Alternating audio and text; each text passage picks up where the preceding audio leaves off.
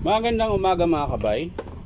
So yan, ito na po yung repair ko. 39156 pa rin mga kabay, letter F. Yan.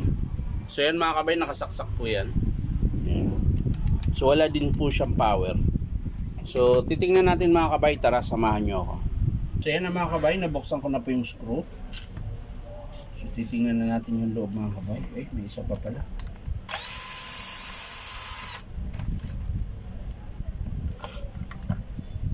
Yun, sira na naman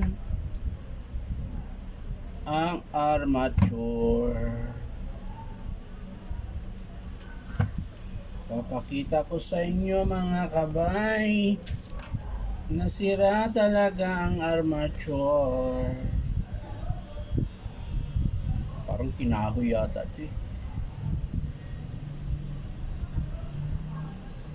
Yung pinion din niya mga kabay, may tama din.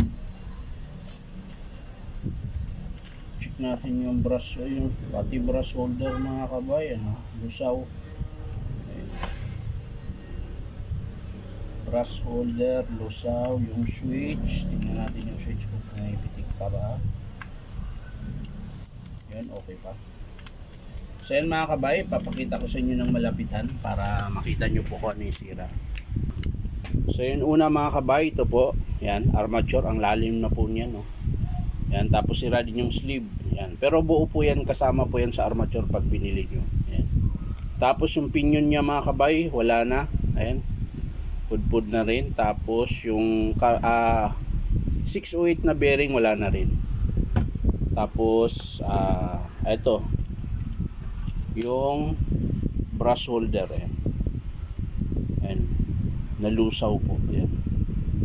So isang set po yan. Yung ano, yung field coil niya mga kabay, so titingnan natin kung meron ba siyang, teka lang, bakit nasunog? Hindi, pumutok po kasi yung armature, ayan, pumutok, kaya nasunog po yung plastic, ayan, pinakasapin niya.